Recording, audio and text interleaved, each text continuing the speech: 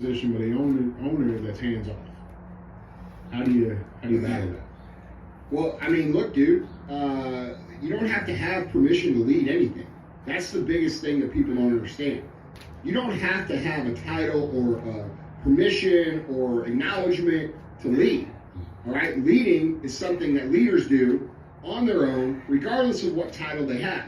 In fact, some of the most effective leaders in the world are what you would call peer leaders, meaning they don't have the title of leadership, but they take over the lead of the team. And you know what happens whenever that person who is a peer leader becomes the leader of their team? Now they have leverage. Now they can go to their manager and say, hey, all my guys are with me, bro. We're doing this, we're doing this, we're going to go about this. But the number one thing that has to happen for you to go about this is you have to win and put up numbers that no one can fucking deny, which everybody talks about all the time. All the numbers they can put up and all the shit they can sell and how great they were at their last job and how awesome they're going to be at this job if we just give them this and this and this and this. Well, if you're that good, why the fuck are you not doing it?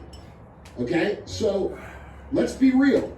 The owners met 50 fucking 25-year-old kids that have come to him and said, I can do this and this and this and this and this. And I'm going to tell you what, the minute you walk out the door, he says, yeah, I've heard that before.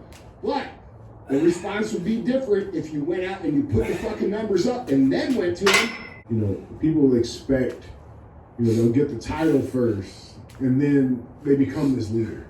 You got to lead before you get the title. Can we just dive into this a little bit more? Man? Well, I mean, dude, a lot of people believe that. They believe that, someone has to come along and anoint them the leader. That's not how it works. And then they start leading. Yes, that's not how it works. You lead, and then you get the title of leader.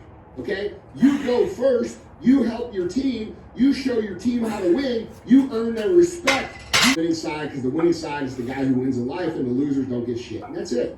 That's a reality that these fucking kids have lost. They don't understand. And another thing they don't understand is how fucking hard it actually is. A lot of people think, I'm just going to show. You know what they say? I show up on time. I've never been late. Well, no shit. You're not supposed to be. I do my job. You're supposed to do your job. Those aren't the people that progress. It takes way more than that. It takes you producing undeniable, real results and then making a case for yourself saying, hey, look what I've done. And by the way, when you do that, you'll be confident in your own skills because you can actually see them 1 through 20 right here. Okay? And if they don't want to fucking help you and they don't want to progress you and they don't want you to be better in their company, that's what you can do. You can go somewhere that will. I want to touch on this because I feel like a lot of people, especially young guys, can relate to this situation.